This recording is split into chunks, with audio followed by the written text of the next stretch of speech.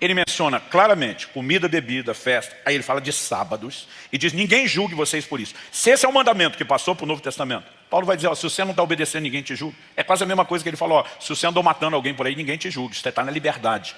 Como é que ele falaria uma coisa dessa? E ele diz, ninguém te julgue, porque ele não está tratando como mandamento da nova aliança. Ele está tratando como uma sombra de bens vindouros. Aliás, Hebreus 10:1 diz a mesma coisa. A lei não tem imagem exata das coisas, e sim a sombra de bens vindouros.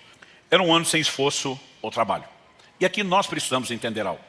Quando você vem para o Antigo Testamento, mesmo antes da lei de Moisés, você percebe já na criação que durante 6 dias, não vou gastar tempo discutindo isso aqui, mas não consigo de forma alguma dizer que esses dias são dias de 24 horas.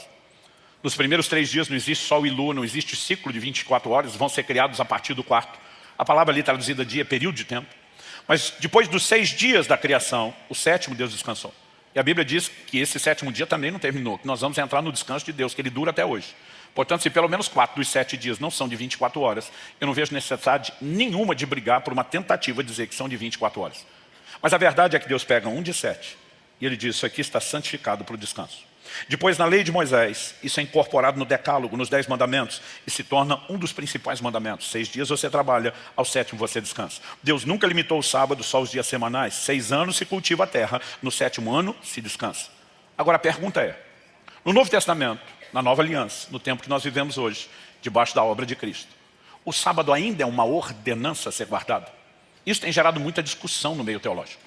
Alguns levantes, não, o fim da lei é Cristo. Tem outros grupos que querem preservar o sábado, que criaram algumas definições para tentar justificar a sua passada. Não, o fim da lei é Cristo, é lei cerimonial.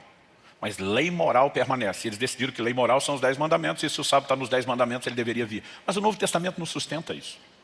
Em Colossenses, no capítulo 2, nos versos 16 e 17, Paulo diz assim, portanto, que ninguém julgue vocês por causa de comida e bebida, ou dia de festa, ou lua nova, ou sábados. Porque tudo isso tem sido sombra das coisas que haviam de vir.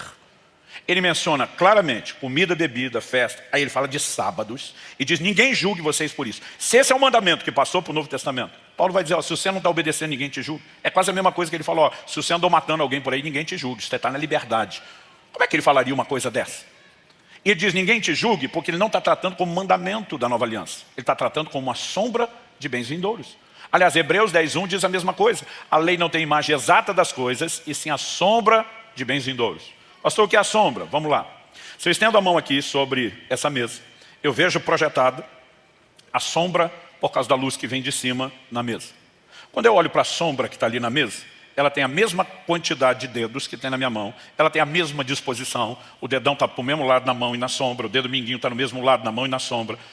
Mas apesar de muito similar, a pergunta é a imagem exata? Não. Porque a sombra é uma superfície lisa, 2D. A mão é 3D, tem o redondinho dos dedos. Na sombra não tem a cor da pele, não tem a textura da pele, mas é parecido e muito. E quando eu olho para a minha mão e para a sombra, eu conecto uma coisa com a outra na hora. Por quê? Por 2 motivos. Primeiro, os 2 estão no meu campo de visão. Segundo, mesmo se a mão saísse do campo de visão, a sombra ainda poderia ser reconhecida, porque é um objeto. É uma figura conhecida, está na minha mente. Então eu olho só a sombra sem ver a mão, eu já associei aquilo que eu conheço. Agora pergunta, se em vez da mão, fora do campo de visão, fosse um objeto desconhecido projetando a sombra, você conseguiria entender o que é a sombra? Não. Quando é que você entenderia a sombra? Quando aquela coisa que a projeta entrasse no campo de visão e você constatasse a similaridade entre ela e o que não é imagem exata, mas é parecido, você ia dizer, era isso projetando a sombra. A Bíblia diz que na lei, no Antigo Testamento, nós não temos a imagem exata das coisas. Deus diz, o que eu estou mostrando aqui não é o que as coisas são. O que tem aqui é só uma sombra. Sombra do quê? O que é que projeta a sombra? Sombra de bens vindouros. Tudo aquilo que se concretizaria em Cristo no futuro, não no tempo da lei, projetava do futuro para o passado sombras. Eram projeções proféticas que vinham invertidas no tempo. Agora, quando o povo olhava para a sombra de algo desconhecido, conseguiria entender? Não. Quando é que conseguiria entender? Quando aquilo que a projetava entrasse no campo de visão, eles iam fazer uma relação entre o que estavam vendo e aquela projeção que já estavam lá. Ia dizer, era isso. A Bíblia está dizendo que o sábado é sombra de um bem vindouro. O que a Bíblia está falando? O sábado figura, entre outras coisas, uma manifestação da graça de Deus. E nós precisamos entender a perspectiva disso no Novo Testamento. Se fosse um mandamento literal para o Novo Testamento, pensa comigo, além de Paulo chamar de sombra, em Romanos 14:5, o apóstolo Paulo diz assim, alguns pensam que certos dias são mais importantes que os demais, mas outros pensam que todos os dias são iguais. Como é que Paulo vai lidar com a diferença? Ele diz, cada um tem a opinião bem definida na sua própria mente. Ele diz, decide aí. Agora, peraí, Paulo. Um pensa que todos os dias são iguais, então não existe a distinção do sábado em relação aos demais. Mas o outro faz distinção, para esse tem diferença. Se o sábado é mandamento, Paulo está dizendo que todo mundo tem que guardar. Agora, se ele diz, para aqueles que não veem diferença, cada um tome sua própria decisão, ele está dizendo, não há um mandamento que obrigue um dia. Aliás, é só você olhar o contexto antes do verso 5.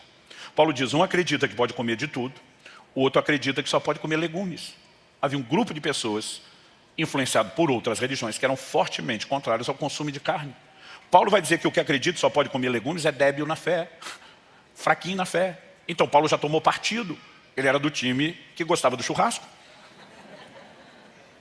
Mas ele olha e diz, apesar de não haver uma proibição bíblica contra a carne, eu não tenho que obrigar esse a comer. Vocês aí convivem com as diferenças, o de cá não julga aquele, esse não julga aquele, mesmo que na minha opinião esse aqui é mais fraquinho na fé. Paulo está dizendo, os que têm diferença de dia, conviva sem julgar um ao outro. Se fosse um mandamento, ele nunca daria essa liberdade. Em Gálatas, no capítulo 4, nos versos 10 e 11, o apóstolo Paulo diz assim, vocês guardam dias, meses, tempos e anos. Ele diz, receio que o meu trabalho por vocês tenha sido em vão. Se você olhar o contexto dos versículos anteriores, aliás, do contexto da Epístola aos Gálatas, judeus se infiltraram na Galácia, na Turquia, tentando judaizar, os gentios se converteram. Paulo vai brigar com todas as práticas judaizantes que eles estavam fazendo.